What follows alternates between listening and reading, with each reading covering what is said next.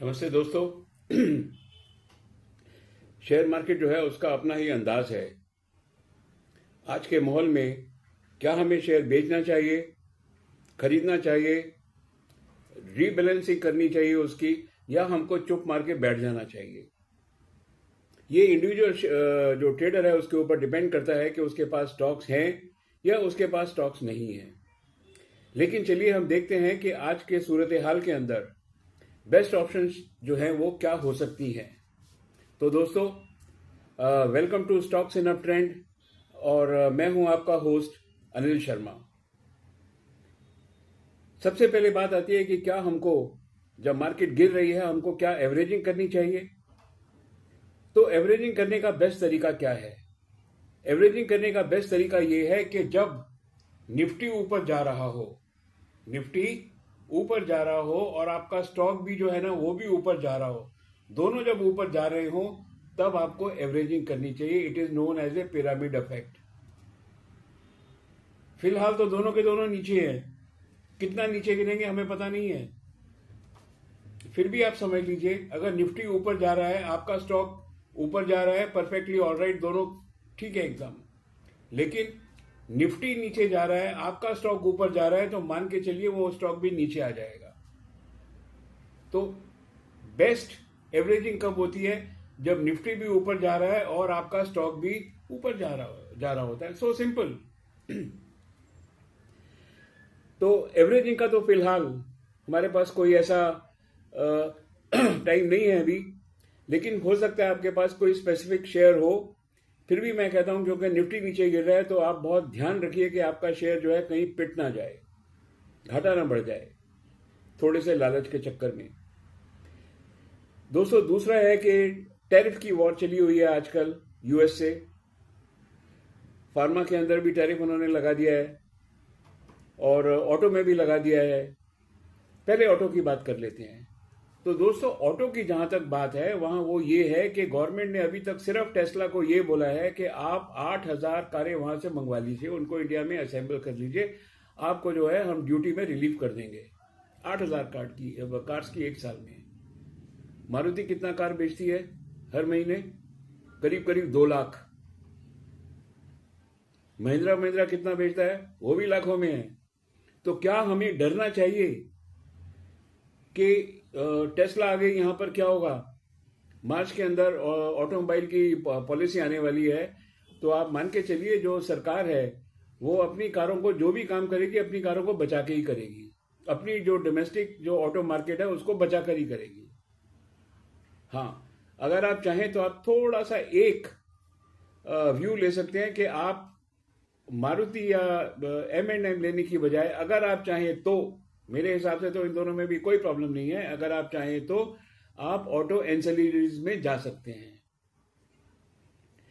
तो ऑटो की हमने बात कर ली, अब करते हैं फार्मा की बात। फार्मा जो है, हम कहते हैं कि फार्मा जो है हमारा बड़ा डिफेंसिव सेक्टर है।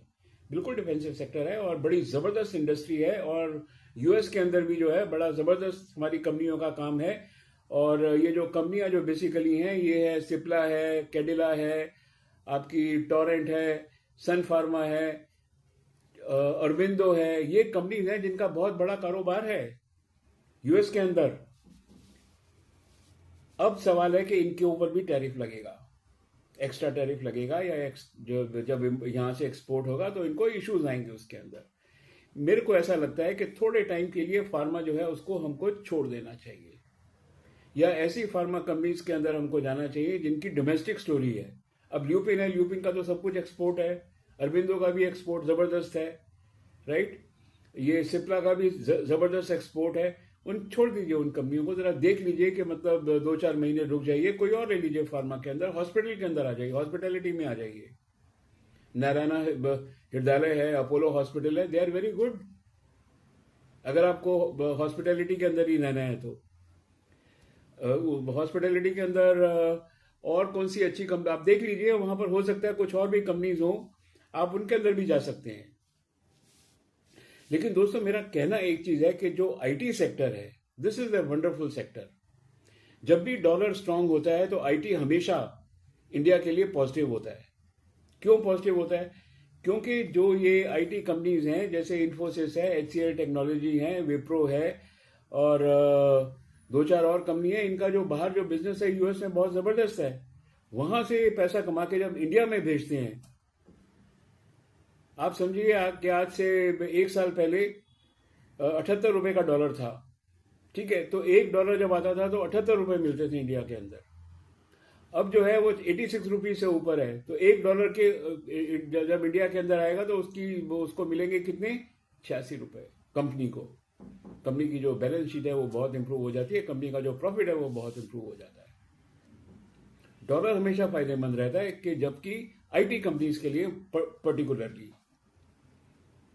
चलिए, अब सवाल आता है कि हमने आईटी देख लिया, हमने फार्मा देख लिया, हमने ऑटो देख लिया, ठीक है, अब है कि डोमेस्टिक कंजम्पशन।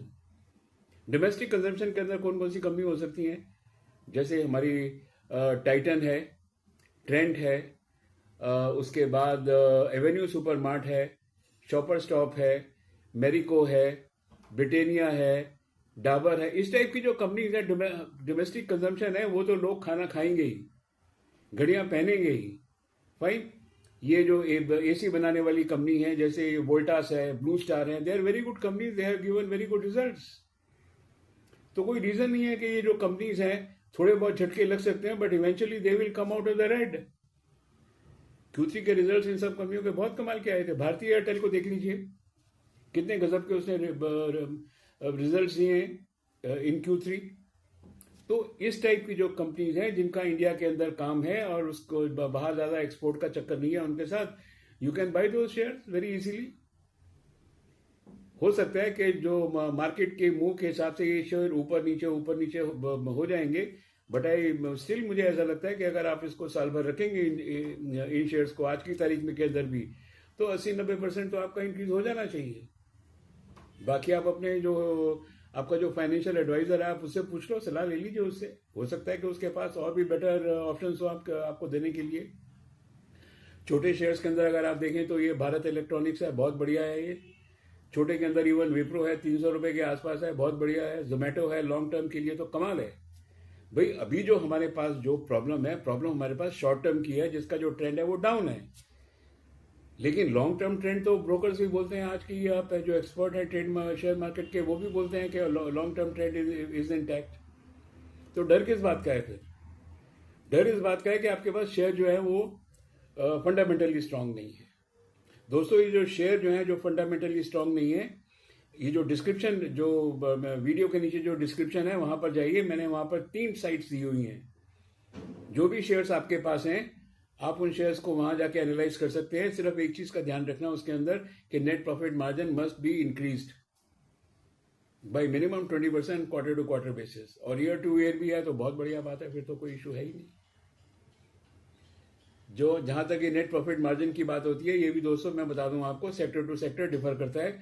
तो ये जो हमारी जो ब्रिटेनिया है या डाबर है या हिंदुस्तान लीवर है या अदानी एंटरप्राइज है, इस टाइप की जो कंपनीज है ना, ये क्या होता है कि इनका जो मार्जिन ऑफ वॉल्यूम तो बहुत ज्यादा होती है, जो मार्जिन ऑफ प्रॉफिट 5-10% ही होता है। तो आप सेक्टर का देख लेना और फिर आप जो है आप देख लेना कि आप कहाँ खड़े हो सेक्टर में। आप पीई देख लो सबके, और फिर देख लो कि आपका जो स्टॉक आपने लिया उसका पीई कितना है, बाकियों का कितना है। अगर सेक्टर से ऊपर है तो ओवर वैल्यूड स्टॉक है, सेक्टर के पीई से नीचे अगर आपके स्टॉक का है तो इसका मतलब अंडर वैल्यूड है, कमाने के चांस हैं ज्यादा, राइट। तो चलिए, ये तो हम थोड़ा सा भटक गए यहाँ से।